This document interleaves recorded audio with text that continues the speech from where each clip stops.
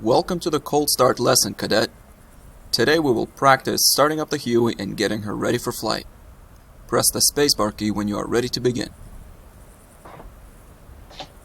Before we begin, press right Control and C to close the cockpit doors. First, we need to provide electrical power to the aircraft. This can be done with the help of the ground crew, but we'll use onboard power. Take a look on the overhead console. On the AC power control panel, set the AC phase voltmeter selector switch to AC and the inverter switch labeled INVTR to off. Now on the DC power control panel, set the main generator switch to on and the DC voltmeter selector switch to ESS bus, essential bus.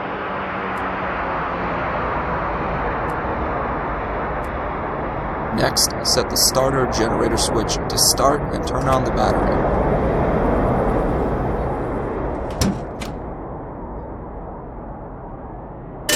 Don't worry, that's just the low RPM warning blaring, which is normal right now. Press the low RPM audio switch to acknowledge the warning. Let's also test the caution lights panel to make sure all of the lights are operative.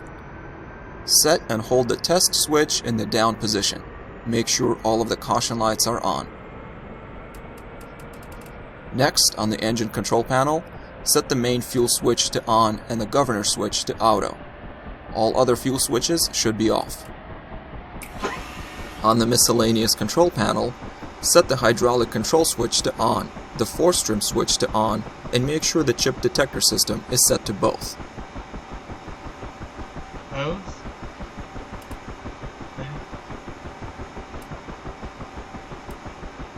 Before starting the engine, we need to make sure the throttle is set to idle.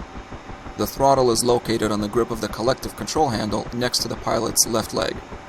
The throttle is twisted left using the page up key to increase it, and right using the page down key to decrease it. Press and hold the page down key for a few seconds to make sure the throttle twist grip on the collective control handle is set to the idle stop position. Also, make sure the stick and pedals are in the neutral position and the collective is fully lowered. You can check the position of the controls on the controls indicator by pressing right control and enter. To start the engine, you will need to press and hold the home key on the keyboard to pull the engine start trigger located beneath the switch box of the collective control handle. As the engine spools up, you will need to monitor the engine instruments and the clock. The engine start button needs to be held down until the gas producer speed reaches 40%, or 40 seconds have passed on the clock, whichever comes first. You should also see the rotor begin to turn around 15% of gas producer RPM. If this does not happen, abort the start sequence. Whenever you're ready, begin the ignition sequence by pressing and holding the home key on the keyboard to pull the engine start trigger.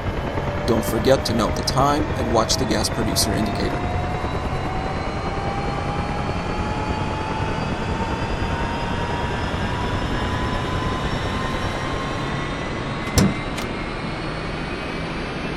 The helicopter will toss you around quite a bit as the rotor spins up. Let me know if you need to use the back. Back? What?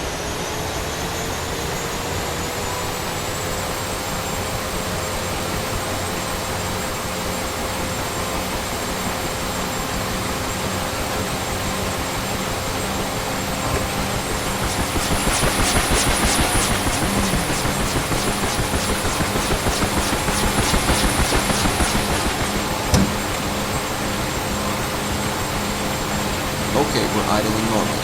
Let's set up the avionics. Back on the overhead console, turn on the inverter by setting it to main on.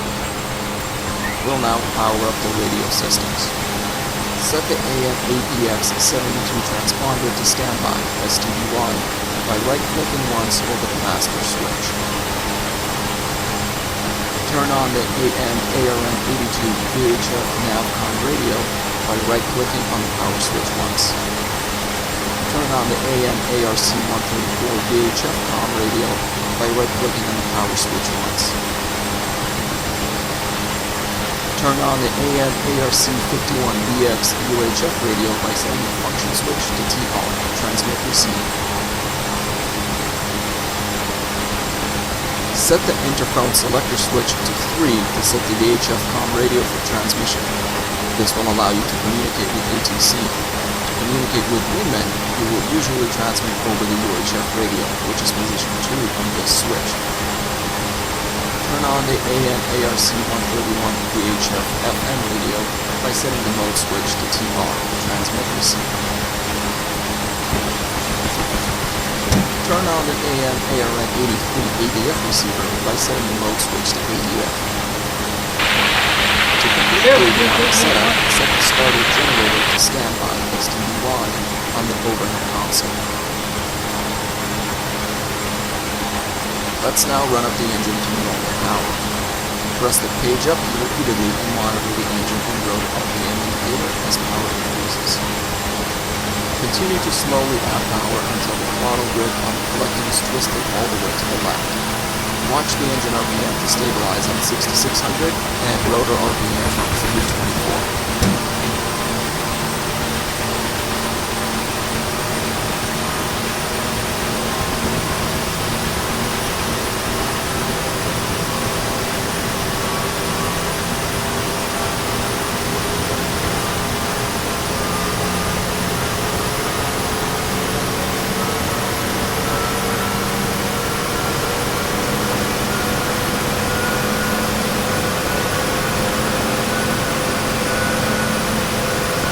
Right-click over the test switch on the master caution panel to reset the master caution light on the front dash.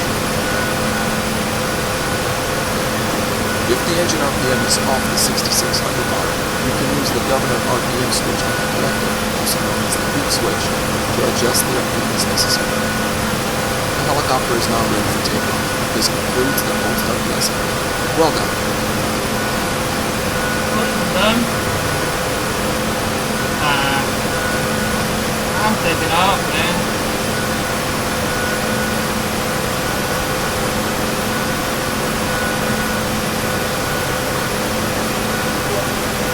Woo!